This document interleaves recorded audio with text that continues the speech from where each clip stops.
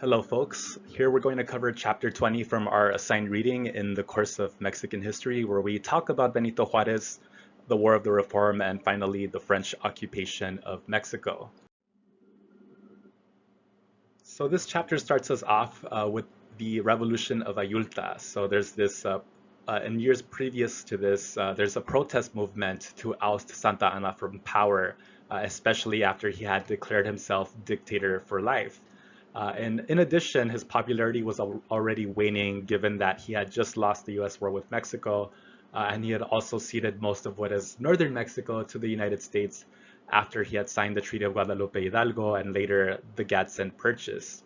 And so those liberals who ousted him would come to associate him with the corruption of the church and state in Mexico, especially after he had granted the church more authority and power in subsequent years after declaring himself dictator for life. And as you know, in previous generations of the Mexican nation, we do know that, of course, that the liberals associating the church with corruption, right? It was nothing new. This was actually part of the political platform for many Mexican liberals for years that were discontented with the fact that the Catholic Church controlled so much of Mexican politics and owned so much Mexican land at the time. Again, by this time, the liberals were now intertwining Santa Anna's conservative government with these factors that they saw historically left Mexico politically and economically backwards. And so, according to their reasoning, eventually the liberals would succeed in ousting him, and also according to this rhetoric. And among the key figures who would rise up against Santa Anna, of course, was none other than Benito Juarez, who was an orphan that was born in 1806 in Oaxaca. And he became a popular figure for many reasons. He was popular among populists because, on the one hand, not only was he very outspoken, he was also, even today, he's celebrated as one of Mexico's first indigenous presidents. And before he came to power, it's said that he offered legal services for free to the poor villagers, and he also constructed rural schools and even encouraged women to attend schools. And when Santa Anna was ousted for some time and eventually returned to power, he would order the arrest and exile of Juarez. And so Juarez would eventually leave again to New Orleans. And notably, as you can see pictured here on the left, there's a statue of Juarez in New Orleans that you can visit today that commemorates him for his stay while he was in exile from Mexico. But while he was in New Orleans, he met other anti-Santa Anna conspirators, and together they drafted what was known as the Plan de Ayulta in 1854. In the previous year, though, in 1853, the liberals had successfully ousted Santa Anna without Juarez at this time, of course. And in the meantime, in the following year, Juarez was sent to go meet up with the other rebels in Acapulco, and there he met up with Juan Alvarez, who was a guerrilla that had led one of these initial uprisings against Santa Anna. And it's thanks to his alliance with Alvarez that would eventually bolster Juarez to the role of president.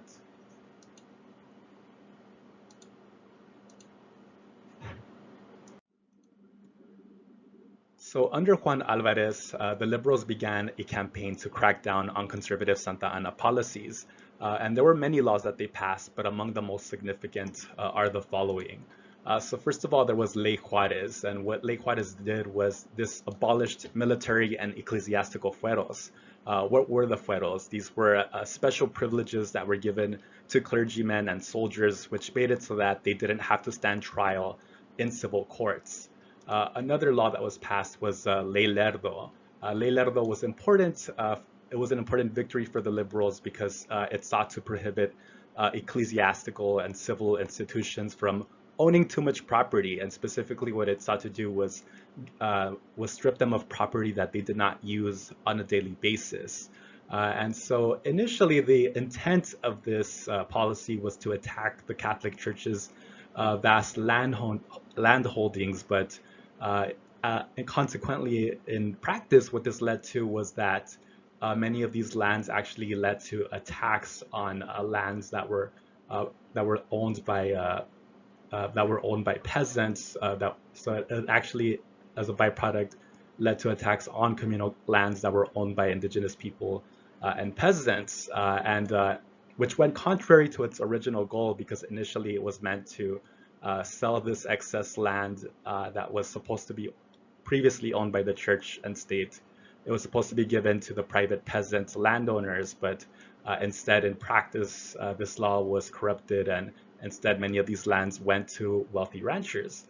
And so due to the fact that Ley Lerdo eventually led to assaults on the communal lands that were held by the peasants and indigenous communities, this would later prompt them to even, in some places, oppose Benito Juarez. Another policy that was controversial during Benito Juarez, during the launching of these reform laws, was that they also passed a policy where they called for the secularization of certificates. So these paper documents that were previously monopolized by the Catholic Church were now issued by the state. So this included birth certificates, marriage certificates, adoption certificates, death certificates. So the Catholic Church and its allies at the time definitely saw this as an affront to their authority. And while the passing of these laws, they were certainly viewed as a victory for the Mexican liberals. As I do discuss in the next slide, these controversial policies, they did not go unopposed by conservative elites. And they would also oppose Juarez's government through outright violent means, which was unfortunately nothing new during this period of Caudillismo.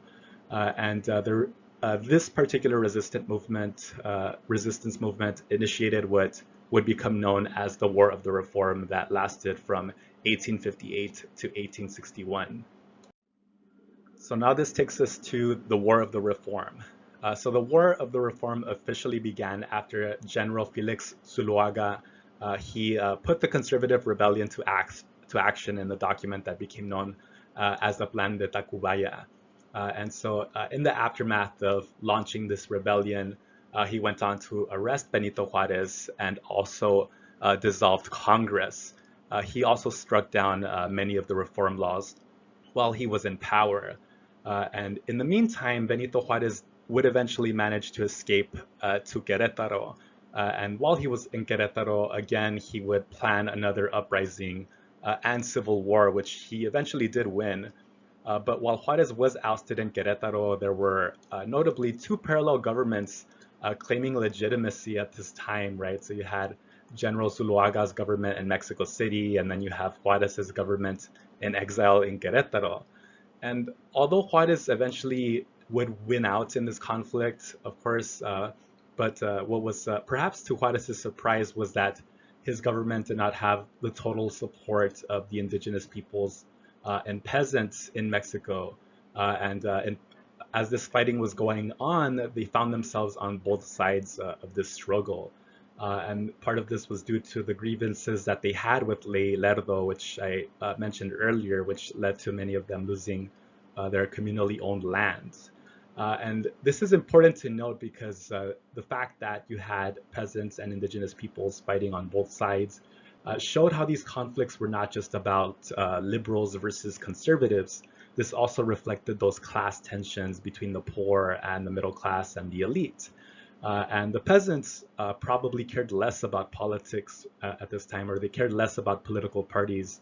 What this sort of highlights is that they seem to have cared more about their own livelihood and opposed anyone who interfered with their ability to feed themselves.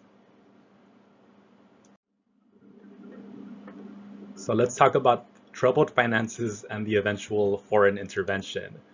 So in March 1861, Juarez again won the election, but unfortunately, just like his previous presidency, his victory was short-lived. And a new adversary at this time, which was France, demanded Mexico to repay its loans and even threatened military action to get that money. But before continuing, let's backtrack a bit. So what was France doing in Mexico in the first place? So back in 1851, Juarez decided, or I should say declared, a 2-year moratorium on paying back foreign debt. And so this declaration to call for a this temporary 2-year moratorium, it did trouble three monarchies who had lent substantial money to Mexico, namely Spain, Great Britain, and France. And so in order to discuss how they would address this, they called a meeting on October 1861 that was known as the Convention of London. So they wanted to discuss how would they get Mexico, or perhaps more specifically, how would they intimidate Mexico to pay back its loans. And so their goal was initially just to occupy the coast and to collect their money. And Spain and Great Britain's objective was not to conquer Mexico. They cared less about that. They just wanted to intimidate Juarez into paying back the money that was owed to them. But probably unbeknown to Spain and Great Britain at this time was that France, which was then led by Emperor Napoleon III, he actually wanted to invade Mexico and did intend to impose a monarchy there. And so this became even more obvious when the French had sent more troops than the Spanish and British had. And so this would eventually prompt the Spanish and British to pull their troops out of the Mexican state. So they pulled out of the Mexican invasion. And notably, before I continue, I should point out that this was not the first time since Mexico's national period. This was not the first time that the French had tried to issue or tried to use a financial dispute as a pretext to land troops into Mexico. Back in 1838, there was the famous Pastry War. So this is when the French previously had sent troops to Mexico due to Mexico's inability to pay reparations to a French pastry chef whose shop was looted back in 1832. And so this event was called the Pastry War. And in actuality, this was a war that was more than just about Mexico's inability to pay a French pastry chef, right, for unpaid recompense. It also, the purpose of this war was also to address the high tariff that Mexico had placed on French goods. And so consequently, the end of the Pastry War back in 1838, what this did, the aftermath of this war led to a lower tariff rate for France. But now what we see here, right, is not just an attempt to recollect debt. This is now turning into a full-on conquest in the case of France's invasion under Napoleon III. So this brings us to Cinco de Mayo, the famous Cinco de Mayo that people in the United States mistakenly refer to Mexican Independence Day. The first French occupation of Mexico under Napoleon III, it was an utter failure. And so it was actually led by a general named Charles Loutrel. I'm probably mispronouncing that. And he was perhaps overly confident, arrogant. It's said that he believed that he would flawlessly take over Mexico in just a matter of days. And famously on May the 5th, or Cinco de Mayo, he was forced to retreat in an engagement with the Mexican military back in 1862. And notably, the French invasion at this time, it was repelled thanks to a young general named Porfirio Diaz, as you can see pictured here to the right. And Porfirio Diaz would be the soon-to-be dictator of Mexico. And so at this point, right, he sort of would be remembered as a war hero.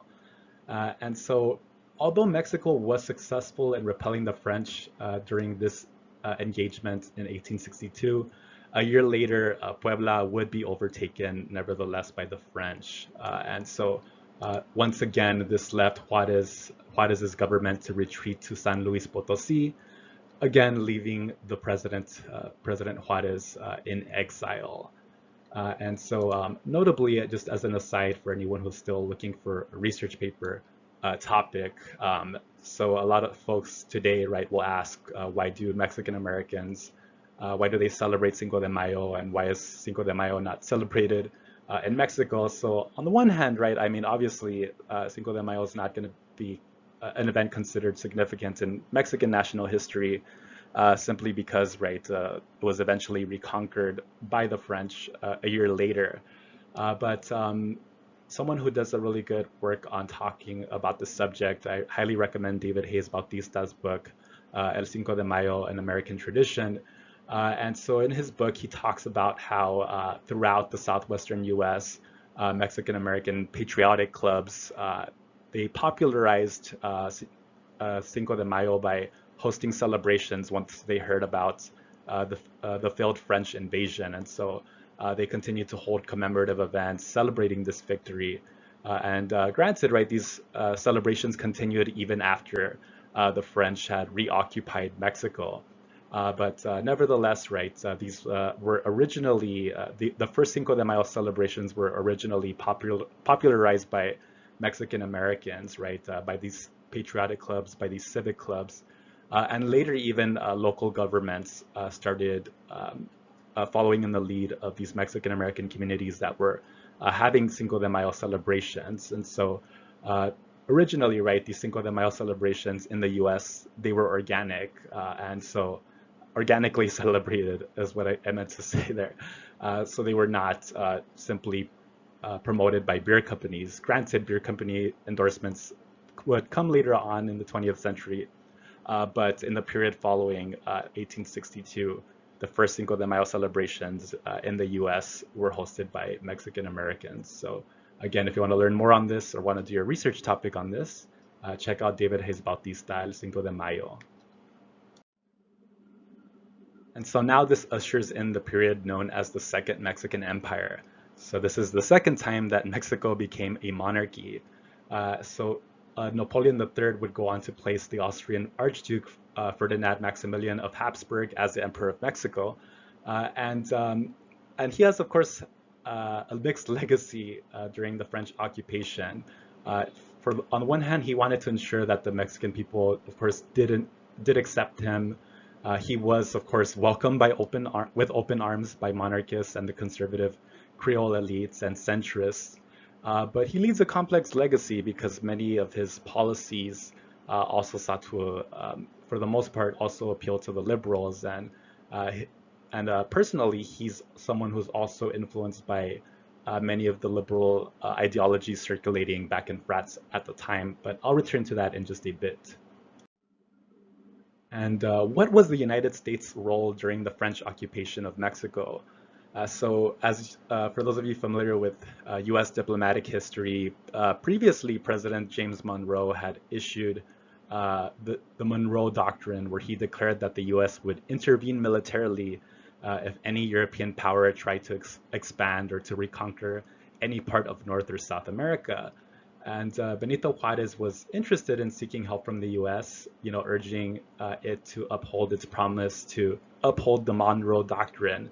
However, there was a problem at this time, and this was 1862, and only a few years ago, the United States had been engulfed in its own civil war with the Confederate States of America. And for that matter, also, President Abraham Lincoln was afraid that the French military in Mexico might ally itself with the Confederate States of America, if it decided to align itself with Juarez. And so there were fears that that the French could potentially cripple the U.S.'s efforts to take back the South. So consequently, the U.S. probably wisely decided not to uphold the Monroe Doctrine at this time. Granted, after the U.S. Civil War, the U.S.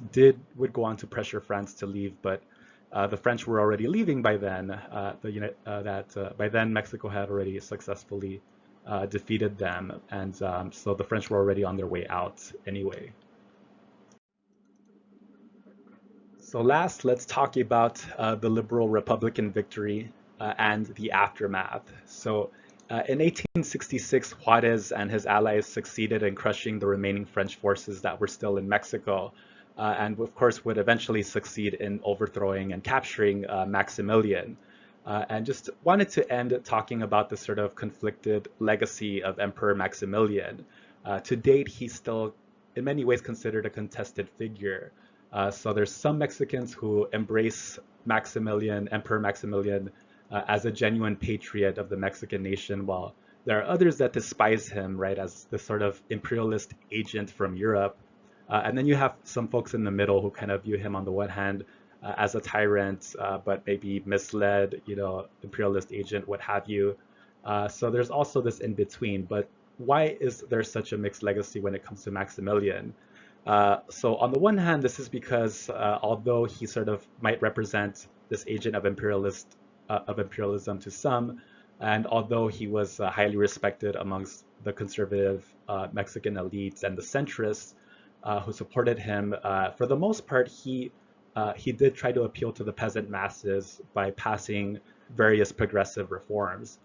So, for example, it's noted that he did listen to the grievances of peasants, even allowed them into his court. He also restored communal lands. Many communal lands were known as ejidos for the indigenous peasants. And he also supported the education of women, which was, of course, something that Benito Juarez also did. And notably, he also honored many of the laws that were passed by Benito Juarez, such as the laws that sought to strip the Catholic Church of the excessive properties that it owned. And at the same time, he also continued to respect local religion by, for example, paying homage to the Virgin Mary of Guadalupe, who was, of course, widely worshipped among Mexican Catholics. But to the shock, right, of his conservative allies, he did uphold many of Benito Juarez's laws that did seek to curtail the power of the Catholic Church. And he also wanted to set up a constitutional monarchy, which again, this went everything against the ideals of his conservative centrist allies. And unlike Santa Anna, right, he also got rid of press censorship, which was something that Santa Anna, when he was Gaudio in chief, was something that he did use. I guess he did abuse this power, right, of censoring anyone who criticized them. And instead, Maximilian ended press censorship. However, right, the nail on the coffin for Maximilian was that he went on to order. He called for the killing of all the Juaristas who were still alive at the time. The Juaristas at this time, of course, referred to Benito Juarez's supporters. And the reason why he called for their executions was because there were these false rumors that were circulating that circulated stating that Juarez had supposedly given up and had exiled again to the United States. And so this rationale was used to, of course, eventually issue the death penalty on Maximilian. And so eventually Maximilian would be captured, tried, and executed by firing squad.